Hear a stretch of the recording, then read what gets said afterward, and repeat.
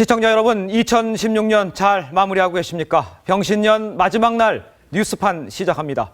십자 촛불 집회가 2016년 마지막 날인 오늘도 광화문 광장에서 열리고 있습니다. 친박 단체들의 맞불 집회도 대한문 앞에서 계속되고 있습니다. 특검팀이 이재용 부회장 지시로 최순실을 지원했다는 삼성그룹 관계자 진술을 확보했습니다. 특검은 또 정유라에게 대리시험을 특혜를 제공한 혐의로 류철균 2대 교수를 긴급 체포했습니다. 중국이 우리 전세기 운항을 불허하는 등 새해부터 우리 기업에 대한 보복을 강화했다는 소식도 준비되어 있습니다. 자, 먼저 세미세도 분주한 수출 현장으로 먼저 가보겠습니다. 모두가 한 해를 정리하며 쉬는 동안에도 굵은 땀방울을 흘리는 사람들이 있습니다. 인천공항 화물터미널은 수출품을 실어 나르느라 쉴 틈이 없습니다. 윤창기 기자가 취재했습니다. 어둠이 내려앉은 인천공항 화물터미널. 지게차와 작업자들이 일사불란하게 움직입니다. 이곳은 연휴도 없이 1,500명의 직원이 3교대로 24시간 작업합니다. 비행기에 물건을 낱개로 실을 수가, 그 자체로 실을 수가 없기 때문에 그 물건을 ULD라는 용기 안에 딱 고정이 되게 지금 현재 하는 과정입니다. 베트남 하노이로 떠날 국적 화물기인 보잉 747에 반도체가 한가득 실렸습니다. 약 2,500억 원어치 상당입니다. 손상 방지가 최우선. 화물기의 무게중심이 한쪽으로 쏠리지 않도록 화물을 적절하게 분산시키고 화물이 기내에서 흔들리는 것을 방지하기 위해서 앞뒤 좌우로 고정장치가 설치되어 있습니다. 화물기 한 대에 100톤을 실을 수 있습니다. 화물기 수송은 수송비가 비싸지만 안전하고 시간을 단축하는 장점이 있어 주로 반도체와 자동차 핵심 부품 등 값비싼 제품이 대부분입니다. 우리나라 전체 수출의 26%인 2,500억 달러치를 항공수송이 맡습니다. 국제무역에 우리가 일익을 담당하고 있기 때문에 저희들이 어떤 국가 발전에 그리고 또 경제 발전에 이바지한다는 그런 자부심을 갖고 있고요. 특히 항공 화물의 절반은 우리 수출 주력품인 반도체.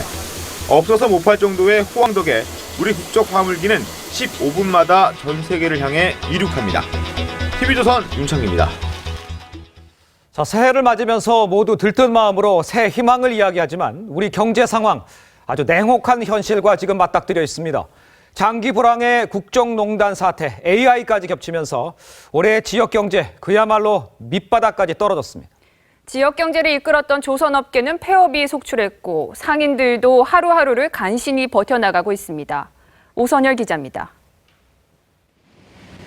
선박용 파이프가 나뒹굴고 공장 기계는 먼지가 쌓여 있습니다. 조선업계가 최악의 수준안을 겪으면서 협력업체로 불똥이 튀었습니다.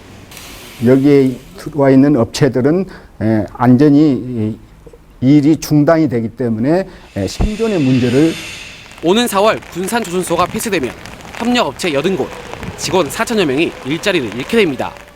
개업을 안 한다고 하자 사람이 많이 빠졌어요. 지금 한 30%, 40%가 이렇게 전남 지역 조선업계도 인력 감축에 들어갔습니다. 선박 수주가 줄어들면서 선박 블록을 제조하던 이 공장도 300명에서 200명으로 인원을 감축했습니다. 현대중공업이 1만 6천 명을 감원한 여파는 울산 상경기 위축으로 이어졌습니다. 장보기도 힘들고 그저 거의 시장 옛날에는 가면은 좀 이것저것 또 사고 했는데 요즘에는 근래 와서는 좀 되도록이면 많이 줄이죠.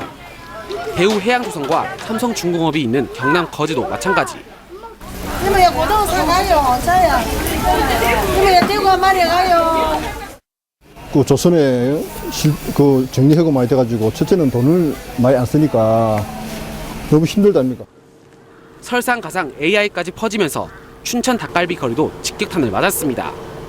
직원들 이제 급여 문제도 그렇고 뭐 저희 같이 이제 새해 들어 사는 사람들은 새해도 걱정이 되고.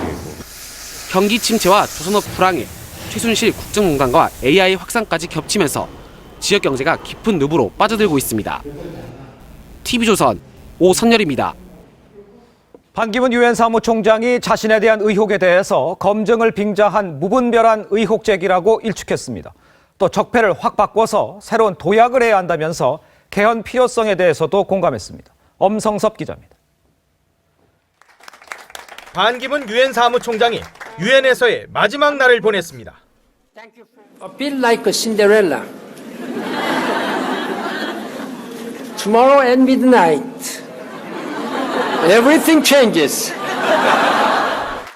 반 총장은 한국 특파원들을 만나 23만 달러 수수 등 각종 의혹에 대해 양심에 비춰 한 점 부끄러움이 없다고 말했습니다. 또 과거 대선을 앞두고 기승을 부리는 악성 정치 공작을 많이 봐왔다면서 그때는 그런 피해를 당한 사람 고통이 어떨까 느꼈는데 자신이 느끼고 있다고 말했습니다. 검증을 빙자해 괴담을 유포하거나 아니면 말고식에 무책임한 일을 하는 것은 근절돼야 한다고도 했습니다. 반 총장은 검증을 피할 생각은 없다면서도 자신은 국회 청문회만 안 거쳤지 모든 검증 절차를 다 거쳤다고 강조했습니다. 반 총장은 또 그동안 쌓인 제도적 결함과 잘못된 관행으로 누적된 폐단 때문에 더 이상 한국을 선진국으로 끌고 가기에는 한계에 부딪혔다고 진단했습니다. 사회적인 제도가 여러 가지 적폐가 좀 쌓여 있습니다. 이런 적폐가 지금 요번에 적나라하게 다 드러났으니까 이런 걸 여러분들이 다 모여서 같이 앉아서 진솔하게 검토를 해서 이제는 고쳐야죠. 특히 필요한 부분은 개헌해야 한다며 개헌에 공감했습니다. 반 총장 검증을 놓고 민주당은 국민적 해명이 먼저라며 공세를 펼친 반면 국민의당은 마타도어는 안 된다고 상반된 입장을 보였습니다. TV조선 엄성섭입니다. 이번에 야권을 좀 살펴보겠습니다. 문재인 전 더불어민주당 대표 전주에서 새밑을 보내고 광주에서 새해를 맞습니다. 국민의당에 빼앗겼던 호남을 되찾고 대선 승리를 잡겠다 이런 뜻입니다. 최지원 기자입니다. 더불어민주당 문재인 전 대표가 1박 2일 일정으로 호남에 다시 찾았습니다. 전북은 보름만, 광주는 한 달 만입니다. 문 전 대표는 전주에서 촛불 집회 참석으로 한 해를 마무리하기에 앞서 문인들을 만나 직접 시를 낭송했습니다. 도널드 트럼프 미 대통령 당선인의 방위비 분담금 인상 가능성에 대해선 내가 대통령이 되면 협상이 쉽지 않을 것이라고 경고했습니다. 미국에 가서 미국에서 정액을 요구할 경우에 들어줄 수밖에 없다. 그런 정신 나간 소리를 저 문재인이 대통령이 되면 그 협상이 녹록지 않을 것이다. 내일 아침에는 광주 무등산에 올라 새해를 맞이합니다. 지난해에도 새해 첫 일정으로 무등산에 올랐습니다. 지난해에는 떠나간 민심을 돌리려는 몸부림이었다면 올해는 돌아오는 민심 굳히기 차원입니다. 경향신문 조사에서 문 전 대표는 호남에서 25.1%로 9.2%로 한 자릿수로 내려앉은 국민의당 안철수 전 대표를 제치고 대선 지지율 1위 탈환에 성공했습니다. 문 전 대표 대변인격인 더불어민주당 김경수 의원은 호남의 지지 없인 대선은 물론 경선도 어렵다면서 지지를 얻기 위해 더 자주 방문할 것이라고 예고했습니다. TV조선 최지원입니다. 자, 이런 상황에 안철수 전 대표가 국민의당 지지자들 중에서 대선 지지율조차 23%에 그치는 여론조사 결과가 나왔습니다. 안철수 전 대표의 위기라고 볼 수 있습니다. 개혁보수신당은 국민의당 의원들에게 안철수 전 대표를 빼고 합치자 이렇게 아주 개별적으로 제안까지 하고 있습니다. 박상현 기자입니다. 국민의당 안철수 전 대표감인 김성식 의원의 원내대표 낙선은 우연이 아니었습니다. 안 전 대표의 대선 지지율은 호남에서 9.2%, 국민의당 지지자 중에서도 23%로 추락했습니다. 호남 민심이 돌아선 것은 물론 국민의당 지지자들조차 안 전 대표를 당 대선 후보로 여기지 않는다는 뜻입니다. 반기문 유엔 사무총장을 영입하자 개혁 보수신당과 연대하자는 얘기도 나옵니다.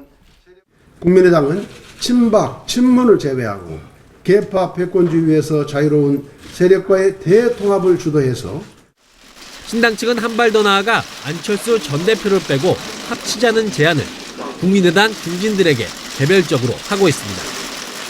제안을 받은 호남 의원들도 딱 잘라 싫다고 말하진 않은 것으로 전해집니다. 앞서 안 전 대표는 새누리당에서 갈라져 나온 신당이 후보를 내면 역사의 역행이라고 말했습니다. 안 전 대표는 계획했던 새밑 일정을 모두 취소하고 숙고에 들어갔습니다. 근본적인 해법 없이는 국민의당에서도 버림받을 수 있다는 위기감의 표시입니다. TV조선 박상현입니다. 새누리당 임명진 비상대책위원장이 친박계 핵심 퇴출을 선언한 뒤 그간 마음고생이 심했는지 병원으로 향했습니다. 인 위원장은 인적 청산 대상자들을 직접 만나 탈당 결당을 요구하는 등 전방위적 압박에 나설 계획입니다. 조정린 기자입니다. 정치적 책임이라는 건 탈당을 의미합니다. 자진 탈당. 이 모든 결과에 대해서 말씀을 드릴 뿐만 아니라 제 거치까지를 말씀을 드리겠습니다. 친박을 향해 선전포고를 던진 새누리당 임명진 비대위원장이 병원에서 몸을 추스리고 있습니다. 잠도 못 자고 그런 말이에요. 말이 안 좋았어요. 입술도 터지고 보니까 우리보다도 더 훨씬 내 때 힘들지 않겠습니까? 자기 명예가 있는데. 평생 몸담은 경실련 영구제명을 당하며 친박 청산이라는 승부수를 던졌지만 성사 여부가 불투명해 극심한 스트레스에 시달린 탓입니다. 인 위원장은 다음 주 초 초재선 의원들을 만나 친박 청산의 당위성을 설명합니다. 공개 또는 비공개로 인적 청산 대상자를 직접 만나는 작업도 병행합니다. 의지가 굉장히 강하고 그렇게 감동을 주고 그러면서도 아주 광고하는 식으로 인민재판 안 하겠다 그랬어요. 인 위원장은 윤리위 징계를 무기로 친박을 압박하기 위해 이진곤 윤리위원장 복귀를 추진하고 있습니다. 친박이 계속 버틸 경우 지난해 공천 과정에서 더불어민주당 김종인 당시 대표가 그랬듯 비대위원장직 사퇴로 마지막 압박을 벌일 수도 있습니다. TV조선 조정린입니다. 새누리당 친박 핵심 의원들은 임명진 비대위원장의 자진 탈당 요구에 뒤통수를 맞았다는 분위기입니다. 친박 일부는 배신을 당했다며 강하게 반발하고 있어 당 내분이 다시 불붙을 조짐입니다. 이유경 기자입니다. 친박 핵심 의원들은 1월 6일까지 당을 떠나라는 임명진 비대위원장의 폭탄 발언에 당혹스러워합니다. 사실상 자진 탈당 대상으로 지목된 서청원, 최경환 의원 측은 이선으로 후퇴하겠다던 당초 입장에서 변화가 없다고 했습니다. 탈당까지 고려하셨다는 거. 그건 잘못 얘기지 정치인이 저기 배그 정도는 하면 되는 거 아니야. 최경환 의원은 대응하지 않은 채 지역구로 내려갔고 이정현 전 대표도 지방 모처에 머물고 있는 것으로 전해졌습니다. 친박 내부에선 임명진 위원장의 배신을 당했다며 강하게 반발합니다.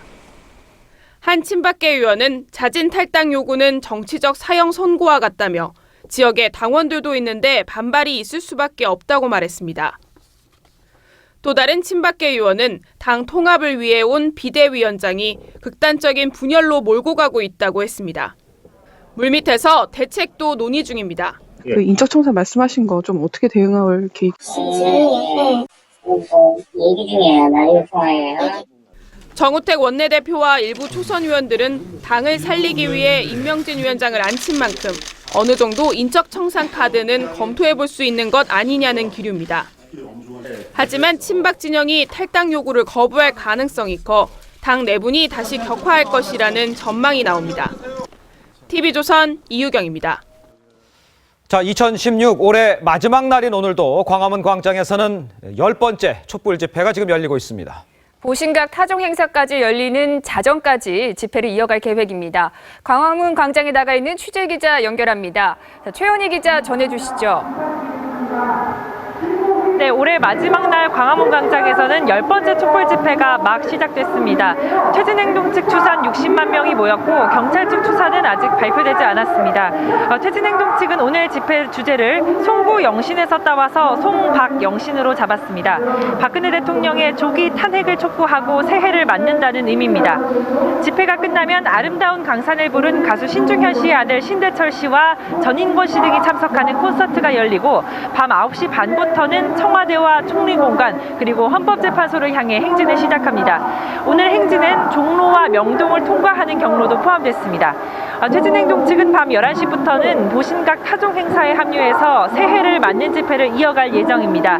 지난주 9차 촛불 집회까지 퇴진행동이 집계한 참가자 수는 890만 명입니다. 오늘 집회로 퇴진행동 측은 누적 참가자 수가 1000만 명을 넘어설 수 있을 것으로 보고 관심을 모으고 있습니다. 광화문 광장에서 TV조선 최원입니다. 자, 이번에는 촛불 집회에 맞서서 친박단체 집회입니다. 대한문 앞에서 열리고 있습니다. 친박단체들은 촛불을 보내고 태극기를 맞는다는 송화 영태를 외치며 탄핵 기각을 촉구하고 있습니다. 취재기자 연결합니다. 자, 이재중 기자 전해주시죠. 네, 친박단체들은 촛불 집회가 열리고 있는 광화문 광장에서 200m 떨어진 이곳 대한문 앞에서 맞불 집회를 이어가고 있습니다. 친박단체들은 촛불에 맞서 태극기를 들겠다며 박근혜 대통령 탄핵 심판 반대와 국회 해산을 요청하고 있습니다. 오늘 집회는 오후 2시부터 시작이 됐습니다. 일부 집회에는 새누리당 김진태 의원과 조갑재 씨 등이 시국연설을 했습니다. 친박단체들은 태극기와 태극기 배지를 무료로 나눠주고 시청광장부터 숭례문을 지나 다시 대한문으로 돌아오는 행진을 벌였습니다. 행진을 하던 중 일부 참가자들이 중앙일보 사옥에 들어가려다 경찰에 제지당하기도 했습니다. 행진이 끝난 뒤엔 다시 이곳 대한문 앞에 모여 시국 강연 등 2부 행사를 진행하고 있습니다. 친박단체 측은 오후 5시 기준 80만 명이 집회에 참석했다고 주장했습니다. 경찰 측은 아직까지 추산 인원을 내놓지 않고 있습니다. 잠시 뒤 8시쯤 주최 측은 노약자 등에게 귀가를 권고한 뒤 자정까지 집회를 이어간다는 계획입니다. 서울 대한문 앞에서 TV조선 이재중입니다. 자, 중계 화면 보셨습니다만 오늘도 탄핵 찬반 양측의 대규모 집회가 계속이 되고 있습니다. 오늘은요, 보신각 제야의 종 행사와 맞물리면서 밤 늦게까지 이어질 것으로 보입니다. 사회부 서주민 기동팀장과 함께 이야기 나누겠습니다. 네, 어서 오십시오. 자, 10차 집회잖아요. 집회 상황부터 양측을 좀 정리해서 좀 말해주시죠. 네, 그 박근혜 대통령 탄핵을 요구하고 있는 일단 퇴진 행동 얘기를 좀 먼저 해보겠습니다. 예. 퇴진 행동은 현재 문화 콘서트 행사를 앞두고 현재 그 본 집회가 열리고 있습니다. 예. 오늘 행진은 9시 반에 시작이 되는데 원래는 행진이 한창 지난주 같으면 진행이 될 시간인데 그렇죠. 오늘은 예. 조금 늦어졌습니다. 이 청와대와 헌재 그리고 총리공관 그리고 오늘은 사람들이 몰리는 세미시니까 사람들이 좀 많이 몰리는 종로와 명동까지 행진을 합니다. 예. 행진이 이렇게 좀 늦어진 건 제야의 종 행사와 이렇게 연결짓기 위해서입니다. 퇴진 행동은 예. 행진 이후에 자연스럽게 종각 쪽으로 이동해서 예. 타종 행사에 참석한다는 방침입니다. 자, 친박단체 행사 이야기도 좀 해주죠. 장소가 대한문 앞이었어요. 그렇습니다. 예. 박사모 등 친박단체는 그 일찌감치 행진을 마쳤습니다. 현재는 대한문 앞에서 시국 강연과 문화 행사를 진행하고 있습니다. 예. 잠시 뒤 밤 8시쯤에는 일단 노약자분들은 귀가를 좀 시키고 예. 보신각 타종 행사에는 자율적으로 참석한다 이런 계획입니다. 아무래도 그 보신각 행사에는 그 퇴진 행동 쪽 인원들이 좀 많이 참석하지 않을까 예상이 되는데 예. 혹시나 그 탄핵 찬반 시민들이 크고 작은 실랑이가 좀 벌어질 가능성도 있기 때문에 그렇겠는데요. 경찰이 조금 긴장을 하고 있습니다. 아, 그런 상황이군요. 자, 그런데 이제 구호가 송박영신, 송화영태. 네. 저 구호의 의미를 좀 짚어주셔야겠는데요. 네, 앞서 현장 중계 기자들이 잠깐 그렇습니다. 설명을 했는데요. 예. 손방영 씨는 말 그대로 박근혜 대통령을 보내고 새로운 정권을 맞이하겠다 이런 퇴진 행동 측의 주장이고요. 예. 송화영태는 불 그러니까 촛불을 보내고 태극기를 맞이하겠다는 뜻입니다. 예. 이 양측 모두 그 송구영신 그러니까 세밋이라는 시기적 특성에 좀 맞춰서 구호를 정한 겁니다. 그러니까 말씀드린 대로 오늘 밤에 보신각종 타종 행사가 있지 않습니까? 그렇습니다. 그러니까 지난해의 경우 이 타종 행사에만 경찰 추산 7만 명이 참석을 했기 때문에 지난해 양측 모두 그 세과시를 하려는 양측 단체의 입장으로서는 이 타종 행사와 어떻게든 좀 연계하고 싶은 마음이 있을 겁니다. 그렇겠죠. 특히 밤 늦게까지 일정을 잡아놓은 퇴진 행동의 경우 예. 아예 공식 행사로 타종 행사에 참여하는 것으로 이렇게 돼 있는데 예. 경찰은 아마도 이 행진을 시작하기 직전의 인원으로 예. 퇴진 행동 추산 인원을 내놓지 않을까 생각이 됩니다. 타종 행사 양쪽 집회가 이제 그곳에 모이기 때문에 약간의 충돌 위험도 있다 이렇게 좀 봐야겠네요. 예. 자, 양측 집회 근데 이게 끝이 아니고 11차 계속 이어지죠. 그 상황을 좀 정리를 좀 해주시죠. 그 퇴진 행동의 집회는 오늘이 10차입니다. 10번째 그렇죠. 집회고 친박단체의 집회는 공식적으로 7차 집회입니다. 예. 특히 다음 주 집회가 열리는 1월 7일 다음 주는 이제 1월 7일에 열리죠. 1월 7일은 새해 첫 집회가 되는데 네. 첫 주말 집회가 됩니다. 그렇죠. 세월호 참사가 발생한 지 딱 1000일이 되는 게 1월 9일입니다. 그러니까 1월 9일 이틀 전에 진행이 되기 때문에 예. 이 같은 의미를 좀 담아서 퇴진 행동은 그 희생자들, 그 세월호 희생자들을 추모하고 네. 진상 규명을 촉구하는 형식으로 집회를 준비 중입니다. 예. 친박단체 역시 맞불 집회를 이어갑니다. 그 박사모는 그 새해 첫 집회 땐 그 2천여 명의 목사들과 성가대가 참여해서 찬송을 부르면서 행진을 하겠다 이렇게 밝혔습니다. 그러니까 이 보수 기독교 단체와 함께 새해를 좀 결집시켜 보겠다 예. 이런 뜻인 것 같고요. 예. 또 특검이 있는 강남 쪽에서도 집회를 하겠다고 밝힌 상황입니다. 아, 그렇습니까? 알겠습니다. 지금까지 사회부 서주민 기동팀장이었습니다. 고맙습니다. 이재용 삼성전자 부회장이 최순실 모녀에 대한 자금 지원에 개입한 정황이 확인됐습니다. 특검팀은 이재용 부회장이 직접 자금 지원 전반을 지휘했을 가능성을 열어두고 수사에 속도를 내고 있습니다. 유혜림 기자입니다. 박영수 특별검사팀이 이재용 삼성전자 부회장이 직접 최순실 자금 지원에 개입했다는 삼성 고위 관계자 진술을 확보했습니다. 이 부회장은 삼성물산과 제일모직 합병안이 주주총회에서 통과된 지 8일 만인 지난해 7월 박 대통령과 청와대 안가에서 독대했습니다. 이 부회장은 독대 직후 최씨 지원을 논의할 회의를 열라고 미래전략실에 수차례 지시한 것으로 알려졌습니다. 이 회의에는 평소 참석하지 않는 박상진 삼성전자 사장도 참석한 것으로 확인됐습니다. 이후 삼성은 최 씨가 독일에 세운 스포츠 컨설팅 회사인 코레스포츠와 220억 원 규모의 컨설팅 계약을 맺습니다. 지난해 10월까지 80억 원가량도 송금했습니다. 특검은 최 씨에 대한 삼성의 지원을 박 대통령이 두 기업 합병을 밀어준 데 따른 대가로 보고 수사하고 있습니다. 하지만 이 부회장은 최 씨 지원 문제를 언론에 보도된 뒤 알았다고 주장하고 있습니다. 나중에 문제가 되고 나서 일의 배경에 대해서 들었다는 말씀이죠. 특검팀은 박상진, 장충기 사장 등을 앞으로 한두 차례 더 소환 조사한 뒤 이재용 부회장을 직접 불러 회의에서 구체적으로 어떤 내용을 지시했는지를 조사할 계획입니다. TV조선 유혜림입니다. 문영표 전 복지부 장관이 특검의 첫 구속 인사가 됐습니다. 앞으로 특검은 문 전 장관을 통해 삼성의 뇌물죄 적용을 정조준할 방침입니다. 주원진 기자입니다. 녹색 수의에 마스크를 쓴 문영표 전 복지부 장관이 오늘 오후 특검 사무실로 불려나왔습니다. 오늘 새벽 2시 구속된 뒤 12시간 만에 다시 소환된 겁니다. 삼성물산과 제일모직 합병에 찬성표를 던지도록 국민연금에 강요한 혐의를 받고 있는데 대통령 지시 여부를 묻자 부인했습니다. 대통령 지시였습니까? 국민연금 가입자한테 한 말씀 해주시죠. 문 전 장관은 또 국민연금이 수천억 손해를 보고 이재용 부회장의 경영권 승계를 돕게 했다는 의혹을 받고 있습니다. 국조특위 청문회에서 위증 혐의도 적용됐습니다. 문형표에 대한 구속영장을 발부받았고 김종, 장시호 관련 비사실에 관하여 조사하였습니다. 삼성은 최 씨 모녀회사 비덱스포츠에 80억, 최 씨의 조카 장시호 씨의 한국동계스포츠 영재센터에 16억을 특혜 지원했습니다. 특검은 삼성이 문 전 장관을 통해 경영권 문제를 해결한 대가로 최 씨 일가에 뇌물을 준 것으로 보고 조사 중입니다. 문 전 장관이 삼성의 뇌물죄 입증을 위한 징검다리가 될 것으로 보입니다. TV조선 주원진입니다. 소설가 이인화로 잘 알려진 이화여대 류철균 교수가 오늘 새벽 긴급 체포됐습니다.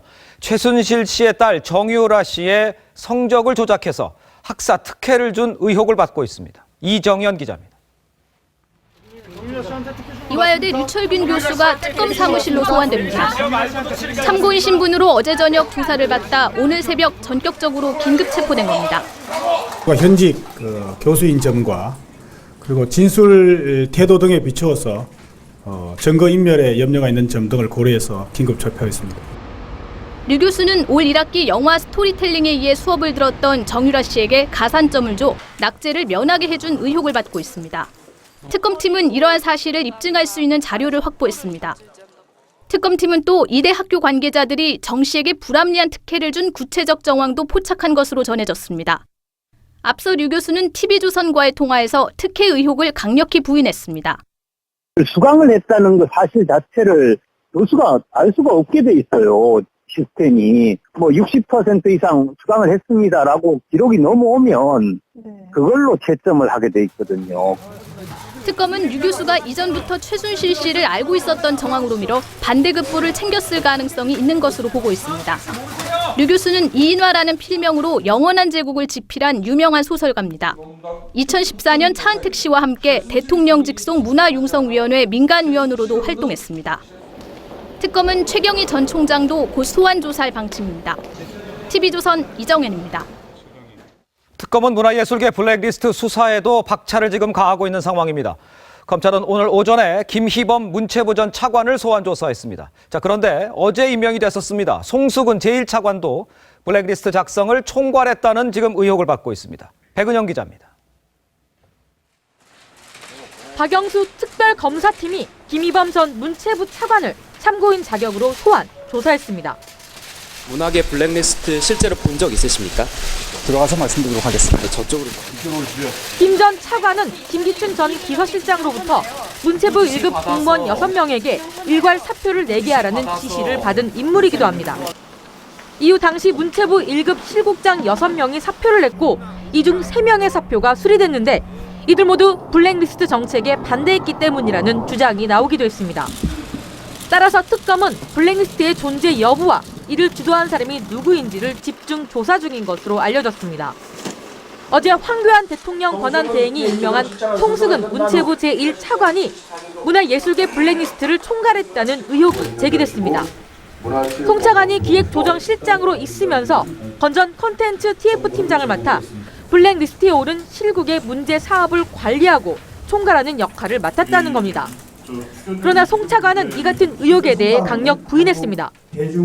송 차관은 해명 자료를 통해 기획조정실은 부처 전반적인 예산 집행 상황과 사업 진행 현황 등을 총괄 점검하는 역할을 한다며 블랙리스트를 본 적도 없고 관리를 총괄한 바도 없다고 주장했습니다. TV조선 백은영입니다. 최순실 씨의 조카 장시호 씨, 오늘도 특검 조사를 지금 받고 있습니다.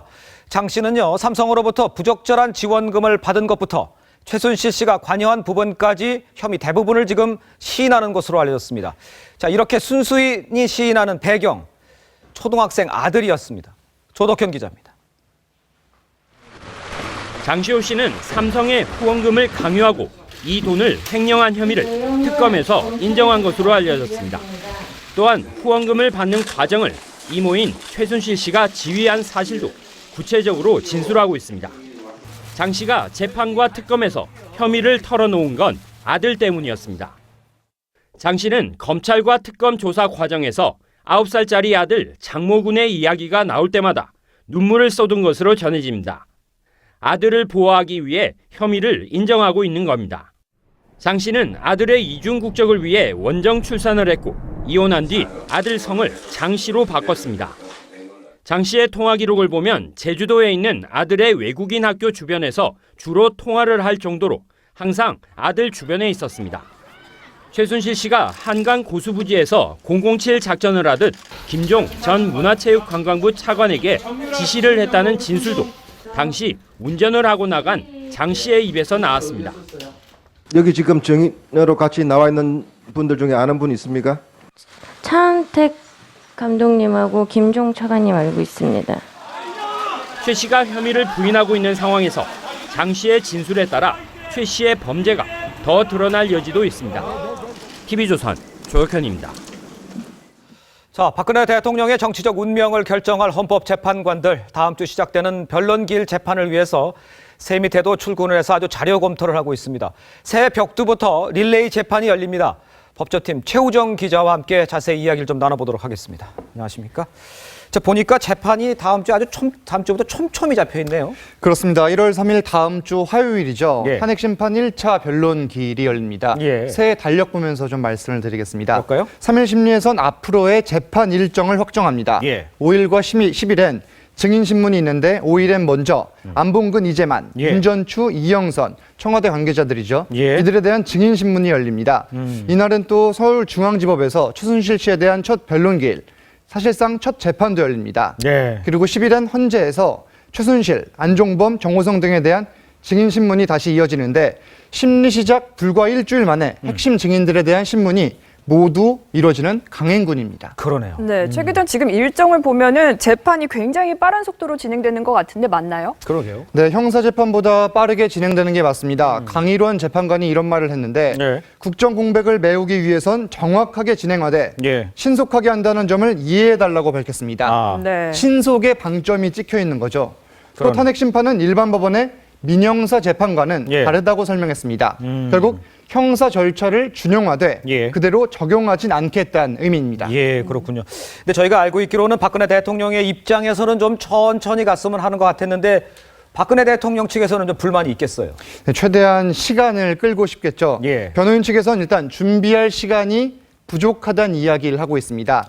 3만 페이지의 수사 기록을 읽는데 얼마나 걸리는지 아냐? 일주일이 걸린다라는 말을 하는 건데요.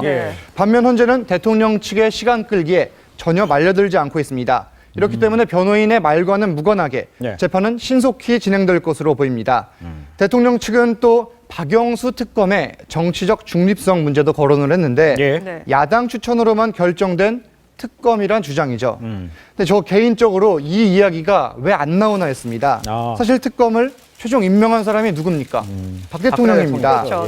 임명 당시 문제를 제기할 수 있었음에도 불구하고 이 시점에 문제를 들고 나오는 건 뭐 시간 끌기 등의 다른 속셈이 있는 것으로 보입니다. 물론 헌재에선 탄핵 심판 과정에 특검 자료를 검토하지 않겠다고 밝혀서 역시 대통령 측의 시간 끌기는 먹히지 않을 것으로 보입니다. 그렇군요. 그럼 박근혜 대통령은 어떻습니까? 앞으로도 재판에는 안 나올 것 같죠? 네, 헌재에서 지난 29일 대통령에 출석 요구서를 보냈습니다.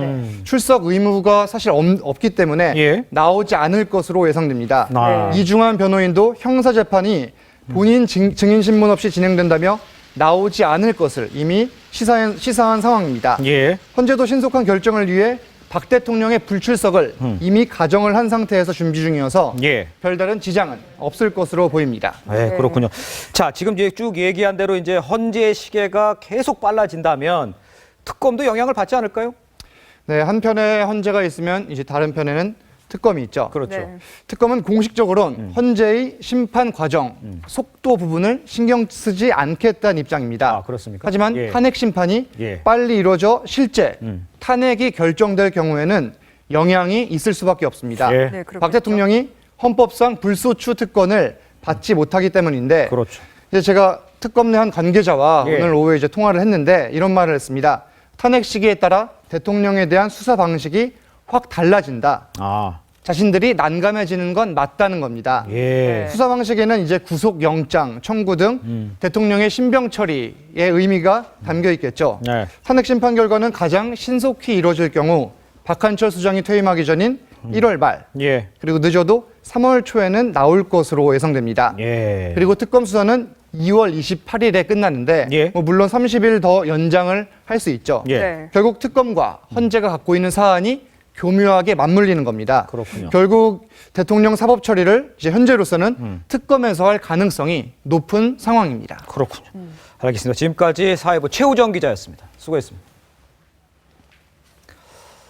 네, 중국 당국이 내년 1월이죠. 우리 항공사들의 전 세계 운항을 거부를 했습니다. 사드 배치에 대한 보복성 조치라는 해석 지배적입니다. 앞으로 이 불똥이 어디로 튈지 몰라 호텔과 여행사 등 관광업계는 촉각을 곤두세우고 있습니다. 오현주 기자입니다. 중국 민항국이 불어한 전세기는 중국에서 한국으로 향하는 제주항공의 6개 노선과 아시아나, 진에어 각각 1개 노선으로 모두 8편입니다. 거절한 이유도 밝히지 않았습니다. 사드 배치 때문이라는 분석입니다. 당황스러운 입장이고 정치적인 성향이 걸려 있다면은 이거는 정부 차원에서 적극적으로 좀 어떻게 해결 방안을 만들어줘야 되는 게 맞지 않을까. 임시 전세기라 이를 이용하는 중국인 관광객 비중은 3%에 불과하지만 그 파장은 커질 전망입니다. 중국 항공사들도 우리 정부에 전세기 운항을 신청했다가 철회했습니다. 중국 최대 명절 춘제 대목을 앞두고 관광업계는 발등에 불이 떨어졌습니다. 중국인 관광객들이 많이 찾는 명동의 호텔들을 찾아가 봤습니다. 예전에 중국인 비율이 좀 많다가 사드 때문에 중국인은 많이 줄긴 줄었습니다. 언제부터 좀 주셨어요? 한 달 정도 됐네요. 춘제 특수에 대한 기대는 이미 접었습니다. 어때요 지금 예약 상황 같은 거? 안 좋아요. 네, 많이 안 좋아요. 백화점, 면세점 등 유통업계도 매출 감소를 걱정하지만 예의주시할 뿐입니다. 정부의 어떤 입김에는 이런 거다 보면 대책을 할 것도 없거든요. 안 보내겠다는 사실 대책 없는 거잖아요. 경기 침체 속에 관광 산업마저 빨간불이 켜지고 있습니다. TV조선 오현주입니다. 자, 중국의 움직임 이뿐만이 아닙니다. 얼마 전 중국의 부국장급 외교관이 우리나라 대기업 고위 관계자와 유력 정치인들을 잇따라 만나서 사드 반대 주장을 펼쳤습니다. 우리로 치면 외교부 심의관 또 과장급 정도인데 기업들에게 노골적 협박을 했는데 외교적으로는 결례입니다. 우리 기업과 정부 대응책 마련에 고심하고 있습니다. 이채연 기자입니다. 중국 외교부의 천하이 아주국 부국장이 지난 26일 한반도 사드 배치 문제와 관련해 비공식 방한했습니다. 내년에 오라는 우리 외교부의 권유를 무시한 채 들어와 정재계 인사들을 상대로 4박 5일간 사드 반대론을 펴고 돌아갔습니다. 삼성과 현대자동차, LG, 롯데 등 대기업 관계자들을 만나 사드가 배치되면 앞으로 한중 협력에 차질이 올 수 있다는 취지의 발언을 한 것으로 알려졌습니다. 대기업 관계자들은 앞으로가 걱정된다고 말했습니다. 삼성전자는 중국 시안에 반도체 생산단지를 운영하고 있습니다. 대안도 쉽지 않은 상황이고 중국이 워낙 큰 시장이니까 이전부터 막 많이 검토를 해오고는 있는데 천하이는 여야 정치인들도 만났습니다. 개혁보수신당 김무성 의원은 천하이가 사드 배치 결정을 연기해달라고 해서 나무랐다고 했습니다. 사드 얘기를 하긴 했지만 늘 중국에서 할 수 있는 이야기 그런 건데 그렇다. 외교소식통은 중국이 한국의 조기 대선을 염두에 두고 사드 배치를 취소시키기 위한 여론전을 시작했다고 전했습니다. 외교적 결례에도 우리 정부는 공개적인 대응이 어렵습니다. 공모와 비사적인 것이 결합된 형태로 나왔다라는 거죠. 한국 근무 기간 동안에 있었던 인적 네트워크를 지금 만난다라는 거거든요. TV조선 이채연입니다. 네, 북한이 우리나라에 귀순한 태영호 전 공사를 횡령의 간간까지 저지른 특급 범죄자라고 비난을 했습니다. 예상은 했지만 발언 수위가 상당히 높습니다. 이런 가운데 김정은은 내일 새해 남북 관계를 가늠해 볼 수 있는 신년사를 발표합니다. 최수용 기자입니다. 삼수갑산에서 바늘 떨어지는 소리도 듣게 해달라면서 북한 주민들과 간부들의 일거수일투족을 감시하고 있으며 귀순 이후 북한에 참상을 전한 태영호 전 주영 북한 공사를 향해 북한이 험담을 쏟아냈습니다. 북한 매체 우리 민족끼리는 국가 자금을 횡령하고 국가 비밀을 팔아먹는가 하면 미성년자를 강간한 후 처벌이 두려워 도주한 특급 범죄자라며 태공사를 비판했습니다. 이어 죽기보다 못한 길을 택한 걸 뼈저리게 느끼게 될 것이라 협박했습니다. 한국 국민들 앞에서 탈북자들이라는 것은 쓰레기다. 범죄자들이 말을 들을 만한 수준이 있는 사람들이 아닌 거 아니냐. 이런 메시지를 전하고 싶은 거죠. 김정은은 내일 신년사를 발표할 것으로 보입니다. 북한의 핵무기 완성 목표 시점이자 한미가 모두 정권 교체기를 맞는 새해의 한반도 주변 정세를 미리 가늠하는 기회가 될 전망입니다. 김정은은 올 초 신년사에선 핵을 언급하지 않은 채 평화를 말했지만 조선 반도에서 전쟁 위험을 막고 평화 안전을 수호하는 것은 나라의 통일을 실현하기 위한 불과 닷새 뒤에 4차 핵실험을 강행했습니다. TV조선 최수용입니다. 포천에서 폐사한 고양이 사체에서 AI 바이러스가 검출됐습니다. 보건당국은 AI에 감염된 고양이가 사람에게 바이러스를 옮긴 사례는 없다고 밝혔지만 주민들의 불안감은 쉽게 가라앉지 않고 있습니다. 김승동 기자입니다. 마을회관에 동네 어르신들이 모두 모였습니다. 독감 예방주사를 맞기 위해서입니다. 가정집에서 폐사한 고양이 2마리에서 조류 인플루엔자 AI 바이러스가 검출됨에 따라 보건당국이 내린 조치입니다. 감기 기운이나 이런 거 없으셔요? 네. 없으세요? 네. 폐사한 고양이에서 발견된 AI 바이러스는 H5N6형입니다. AI에 감염된 닭과 오리에서 발견된 바이러스와 같은 유형입니다. 고양이는 야생 조류를 통해 AI에 감염된 것으로 추정됩니다. 고양이 한 마리가 이제 가서 죽은 새를 몰고 온 걸 먹었나 봐. 그래서 올해 AI 감염 사태가 발생한 이후 포유류 감염이 확인된 건 이번이 처음입니다. 앞서 지난 2008년 전북 김제에서도 고양이가 고병원성 AI에 2014년에는 경남 고성에서 개가 AI에 감염된 적이 있습니다. 보건당국은 AI에 감염된 고양이가 바이러스를 사람에 전파시킨 사례는 없다고 강조했습니다. 하지만 인근에서 AI 확산으로 닭과 오리 170만 마리가 살처분되고 고양이까지 감염되자 주민들의 불안감은 커지고 있습니다. 아도 온다고 저기 뭐야 점심 먹고 온다고 그랬는데 여기 와보니까 난리가 난 거야. 왜? 그래서 못 오겠다니까.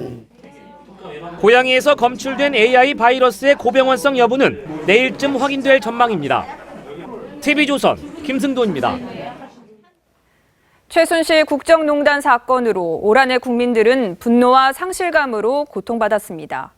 하지만 희생과 배려로 이웃사랑을 실천한 의인들이 있어 위로받을 수 있었습니다. 올해의 의인들을 차정승 기자가 다시 만나봤습니다.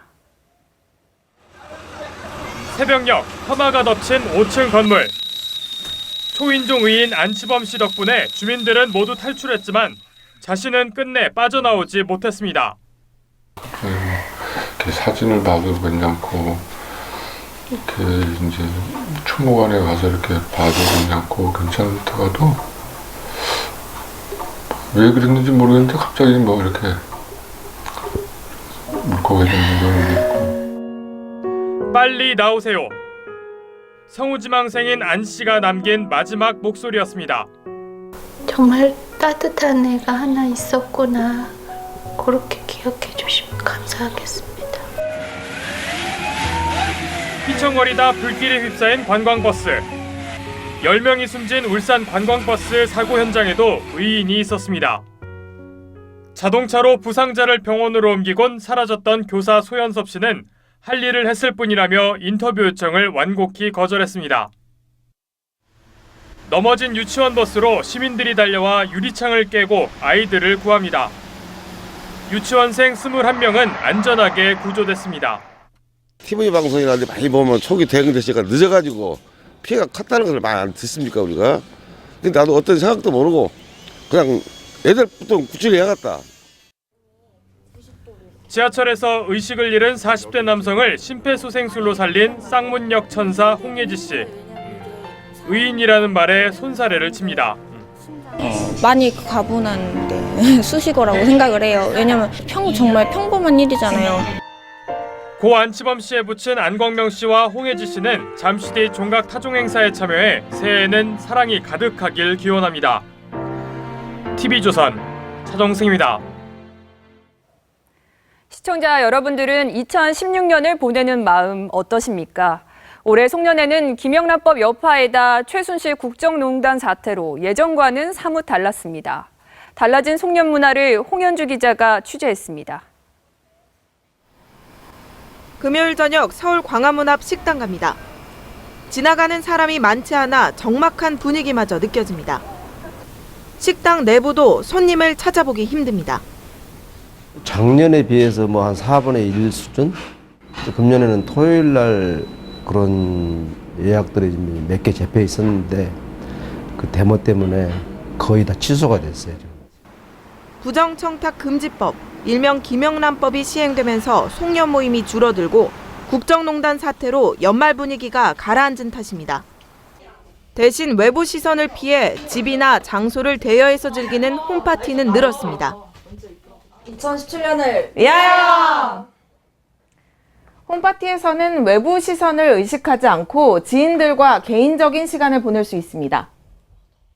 백화점과 온라인 마켓에는 홈데코나 와인 등 홈파티 관련 상품의 연말 매출이 증가했습니다. 오히려 더 많은 음식과 이런 걸 즐길 수 있다는 점에서 밤새 놀 수 있다는 점에서 더 비용적인 면에서 효율적이라고 생각합니다. 김영란법과 최순실 국정농단 전국으로 연말 풍경마저 바뀐 2016년도 이제 4시간 남짓 남았습니다. TV조선 홍현주입니다. 네, 올 한 해 그야말로 다사다난했죠. 전국 해넘이 명소에는 병신년을 떠나보려는 인파들로 북적였습니다. 해넘이 현장 박건우 기자가 다녀왔습니다. 병신년의 마지막 태양이 서쪽 하늘을 붉게 물들입니다. 수평선에 가까워지면서 구름 속으로 붉은 몸을 감춥니다. 사라져가는 태양을 바라보며 시민들은 올 한 해의 아쉬움을 달래봅니다. 같이 여행도 많이 못 가고 같이 이렇게 얘기도 많이 못 한 게 너무 아쉬웠던 것 같습니다. 새해엔 팍팍한 살림살이가 나아지기를 기대합니다. 너무나 경기들이 안 좋아서 일반 서민들은 힘들었었는데 이제 너무 큰 사건이 벌어지다 보니까 다 좀 시리에 빠졌던 것 같습니다. 대천해수욕장에는 마지막 낙조를 보려는 관광객 만여 명이 몰렸습니다. 시민들은 수평선 너머로 사라지는 마지막 해를 바라보며 구준 기억들 역시 멀리 떠나보냈습니다. 바다에 떠있는 작은 섬들 사이로 태양이 떨어집니다. 사라진 태양이 내일은 새로운 희망으로 떠올라 세상을 가득 채우길 바랍니다. 2017년에는 빠진 살만큼 더 붙었으면 좋겠어요. 우리 모두 건강하고 다시 모두가 잘 사는 경제가 되었으면 좋겠습니다. 화이팅! 전국 곳곳에서 온 국민들은 다가오는 정의연은 나라가 바로 서고 평화로운 한 해가 되기를 기원했습니다. 대통령이 좀 저기해가지고 탄핵도 받고 그러겠는데 좀 내년에는 정말 그런 일이 없고 정말 힘차게 좋은 국민들이 좀 편안하게 저기. TV조선 박거루입니다. 자, 올해도 어김없이 제야의 종소리 퍼질 텐데요. 벌써 사람들이 많이 모여 있을 것 같습니다. 보신각으로 좀 가보겠습니다.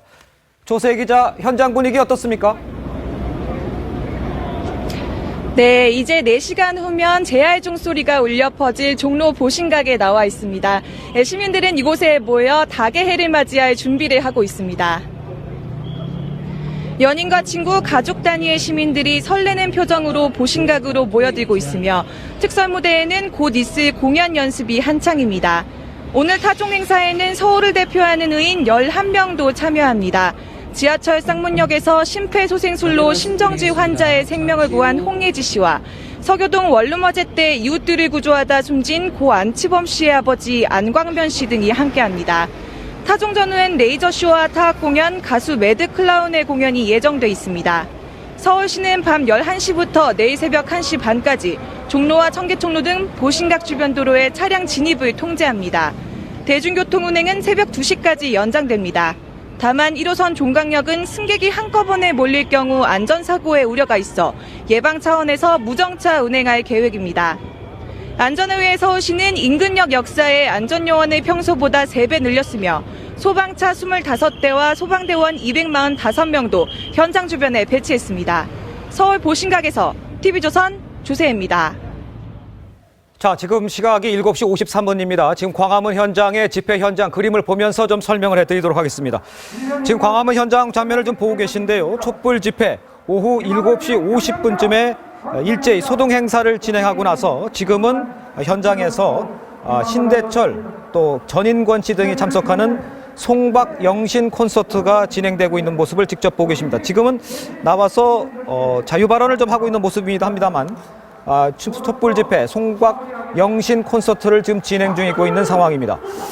자, 다음에는 그 광화문 광장이 아니고 더 다른 장면을 좀 보여주셨으면 좋겠는데요. 네, 이것도 송박 영신의 광화문 광장 집회의 모습을 보고 계십니다. 지금까지 친박단체의 모습도 함께 보고 계신데요. 송박 영신 집회는 지금 계속 이어지고 있습니다. 지금 보고 계신 것은 친박단체의 집회인데 아직까지도 상당히 많은 시민들이 나와서 지금 시국 강연 등 집회를 계속하고 있는 모습을 직접 보고 계십니다.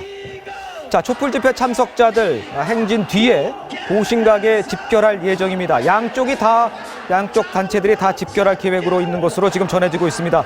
약간의 이렇게 모이게 되면 충돌의 우려도 있습니다만 그렇기 때문에 친박 단체에서는 좀 노인분들은 귀가 조치를 하고 나머지 분들은 직접 보신각까지 집결할 예정이라고 지금 전해지고 있습니다. 지금 보고 계신 것은 광화문 광장에 모여 있는 촛불 집회 현장의 모습을 직접 보고 계십니다. 50분 정도에는 일제 소동 행사가 좀 진행이 됐었고요. 지금 계속해서 콘서트 또 시국 강연 이런 것들이 지금 계속해서 광화문 광장 또 대한문 앞 입구에서 지금 계속 함께 저 위쪽에 보이시면 약간의 그 완충지대를 두고 있습니다. 그래서 지금은 부딪히거나 좀 엉킬 가능성은 없습니다만 이따가 오후 9시쯤에 다시 보신각에 집결을 할 예정입니다. 퇴진행동, 친박단체 양쪽 모두 자정까지 오늘은 새해를 맞아서 자정까지 집회를 열 예정입니다. 지금 보고 계신 좌측 화면이 촛불 집회, 그러니까 촛불단체 집회를 보고 계시고요. 오른쪽은 친박단체, 이 시각 대한문 앞에 친박단체의 모습을 보고 계십니다. 그러니까 외쪽에 있는 장은 그 경복궁 앞쪽에서 하고 있는 것이고요. 오른쪽 장면은 대한문 앞이니까요. 시청 앞. 왼쪽 상단 한 10시 방향쯤에 아마 버스가 이렇게 바리케이트를 친 모습을 아마 보실 수 있을 겁니다. 저기까지 막아서 저 위쪽에 있는 행세와는 좀 간격을 두게 이렇게 완충지대를 두면서 지금 행사가 계속 진행이 되고 있습니다. 네, 다음 뉴스입니다. 오바마 대통령이 러시아가 대선에 개입했다며 외교관 추방 결정을 내린 데 대해 푸틴 러시아 대통령은 맞대응하지 않기로 했습니다. 트럼프 당선인은 푸틴의 결정을 칭찬하고 나섰습니다. 김지수 기자입니다. 오바마 정부가 미국에 주재하는 러시아 외교관들을 무더기로 추방하는 등 고강도 제재에 나서자 러시아 외무부도 맞추방을 경고하면서 긴장감이 감돌았던 두 나라. 푸틴이 부엌 싸움 수준의 무책임한 외교로 떨어지지 않겠다고 보복 제재를 유보하면서 사태가 일단락됐습니다. Надеяться, что это последнее, что сделала нынешняя администрация для ухудшения двусторонних отношений. 논란의 당사자인 트럼프는 푸틴의 결정은 훌륭했다면서 그가 똑똑하다는 것을 알고 있었다고 극찬했습니다. AP통신은 상호주의식 대응을 일삼은 푸틴의 이번 결정은 예상 바뀌고 트럼프가 적의 편에 선 것도 외교 관례에서 벗어난 일이라고 평가했습니다. 러시아의 해킹 사실을 줄곧 부인한 데 이어 이번 테러 제재와도 거리를 둔 트럼프. 대선 유세 기간부터 시작된 러시아와의 밀월 관계를 다지려는 의도로 분석됩니다. 트럼프가 취임하면 이번 제재 조치를 아예 폐기할 것이라는 전망까지 나오는 상황. 그동안 경색됐던 양국 관계에 변화의 조짐이 나타나고 있습니다. TV조선 김지수입니다. 세계 최고 파이터들의 무대인 UFC에서 한국의 간판 김동현이 벨기에 출신 사피딘을 꺾고 동양인 최다승 타이 기록을 세웠습니다. 박상준 기자입니다. 상대 오른발에 걸려 불시에 넘어진 김동현. 경합 중 니킥을 허용하는 등 1라운드는 힘든 경기를 펼쳤습니다. 한 수 아래 사피딘이 철옹성 같은 방어로 꿈쩍하지 않자 갈고 닦은 타격 기술을 2라운드부터 선보였습니다. 3라운드 난타전에서 왼 주먹을 꽂아 넣은 김동현은 종료 직전 상대를 다운시키며 2대1로 판정승을 거뒀습니다. 김동현은 13개월 만에 복귀전에서 13번째 승리로 UFC 입문 8년 만에 일본의 오카미 유신과 최다승 타이 기록을 세웠습니다. 벤턴급 챔피언 크루즈의 펀치를 요리조리 피한 도전자 가브란트. 익살스런 제스처를 선보이며 기선을 제압합니다. 빠른 움직임에 이은 강력한 펀치를 얼굴에 꽂아 넣으며 현 챔피언을 완벽하게 제압했습니다. 크루즈에 패할 것이라는 예상을 보기 좋게 뒤집으며 새로운 챔피언 탄생을 알렸습니다. 현 여자 벤턴급 챔피언 누네스와 돌아온 UFC 여제 론다 로우지와의 타이틀 매치. 경기 시작과 함께 누네스의 강력한 소나기 펀치가 로우지의 얼굴에 내리 꽂힙니다. 휘청거리는 로우지에게 마지막 일격을 가하는 누네스. 1라운드 48초 만에 TKO 승으로 2차 방어에 성공합니다. UFC 최고 여자 선수로 꼽혀왔던 로우지는 무기력한 모습으로 2연패에 빠지며 은퇴 위기에 처했습니다. TV조선 박상준입니다.